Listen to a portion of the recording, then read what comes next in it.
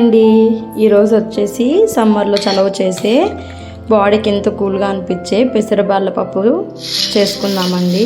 ఒక కుక్కర్ తీసుకొని కుక్కర్లో వేసుకొని బ్యాడీ తీసుకొని బాగా వాష్ చేసుకోవాలండి. వాష్ చేసుకున్న తర్వాత దానికి తగిన వాటర్ తీసుకోవాలి. వాటర్ తీసుకున్న తర్వాత దాంట్లో వచ్చేసి మనము ఎండుమిర్చి వేసుకుంటున్నాను. పచ్చిమిర్చి బదులు ఎండుమిర్చితో ఒకసారి ట్రై చేసి చూడండి, బాగుంటుంది. అలాగే ఒక చిన్నది ఆనియన్, ఒక 3 టమాటాలు కట్ చేసి పెట్టుకునేటిది, అలాగే చిటికెడు పసుపు, ఉప్పు యాడ్ చేసుకోవాలి. అలాగే కొంచెము ఆయిల్, కొంచెము చింతపండు, నిమ్మ సైజ్ అంతా చింతపండు అండి, ఇవి వేసుకొని ఒకసారి బాగా మిక్స్ చేసేసి మూత పెట్టేసుకొని విజిల్ పెట్టుకోవాలి.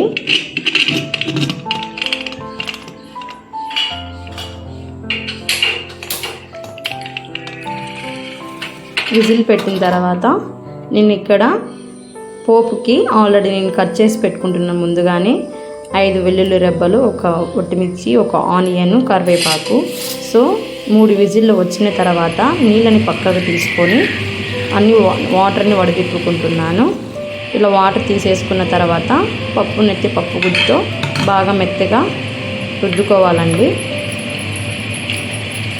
వీడియో చూపించిన విధంగా వట్టిమిర్చి, టమోటా ఇవన్నీ బాగా నలిగేంత వరకు బాగా పప్పును రుద్దుకోవాలి. మన పిల్లలు అయితే చాలా అంటే చాలా టేస్టీగా తింటారు, ఒకసారి ట్రై చేయండి.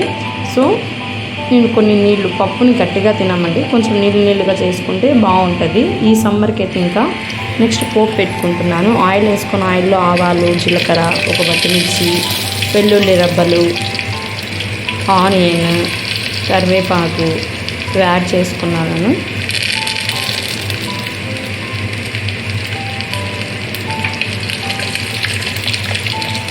ఇలా బాగా కాలినప్పటికీ ఆనియన్ అనేది యాడ్ చేసుకుంటున్నానండి.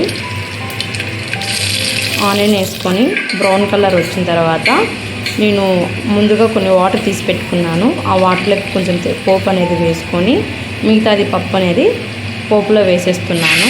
పోపులో వేసేసిన తర్వాత ఒక 2 మినిట్స్ మరిగించేసి, ఇలా మరిగిన తర్వాత స్టవ్ ఆఫ్ చేసుకొని సర్వ్ చేసేసుకోండి. ఒకసారి ట్రై చేయండి, చాలా బాగుంటుంది. మీ పిల్లలకు కూడా ఒకసారి చేసి పెట్టండి. Thank you for watching.